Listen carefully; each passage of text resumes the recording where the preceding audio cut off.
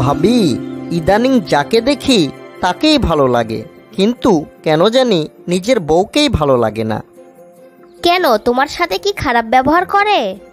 না না ভাবি, আমি বুঝতে পারি ও আমাকে প্রচুর ভালোবাসে, কিন্তু কেন যেন ওর প্রতি আমার ভালোবাসা কমে যাচ্ছে। আগে ওর সাথে প্রায় প্রতিদিনই খেলতাম, আর এখন খেলতেই মন চায় না। অথচ ওর মতো সুন্দর মেয়ে এই এলাকায় একটাও নেই। তোমার ব্যাপারটা আমি বুঝতে পেরেছি। শোনো, একটানা প্রতিদিন মাংস খেতে খেতে দেখবে একসময় মাংসর প্রতি রুচি হারিয়ে যায়। তাই খাদ্য তালিকায় এক এক দিন এক এক রকম রান্না করতে হয়। ঠিক তোমার বেলাতেও তাই হয়েছে।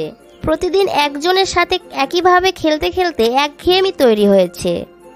তুমি ঠিক কথাই বলেছ ভাবি, কিন্তু কি আর করার, বউ তো আর পাল্টানো যায় না। শোনো, তোমার বউটা একটু বোকা, স্বামীকে কিভাবে বসে রাখতে হয় তা কম জানে। আসলে ও প্রতিদিন তোমার সাথে নিজেকে একইভাবে উপস্থাপন করে, যার ফলে তোমার একঘেয়েমি তৈরি হয়েছে। কিন্তু বুদ্ধিমতী মেয়েরা স্বামীর কাছে নিজেকে এক এক দিন এক একভাবে উপস্থাপন করে। তোমার কথা ঠিক বুঝলাম না ভাবি, একটু বুঝিয়ে বলো তো।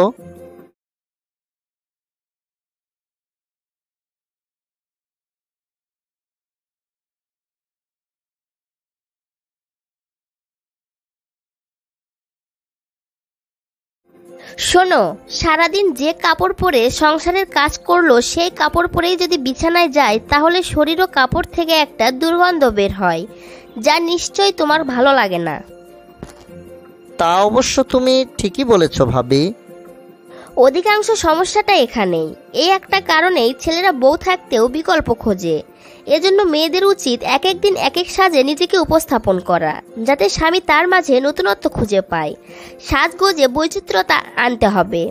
একদিন এক শাড়ি পরতে হবে, ভেতরের পোশাক আকর্ষণীয় হতে হবে এবং এক এক দিন এক একটা পরতে হবে। প্রয়োজনে সুন্দর পারফিউম ব্যবহার করতে হবে।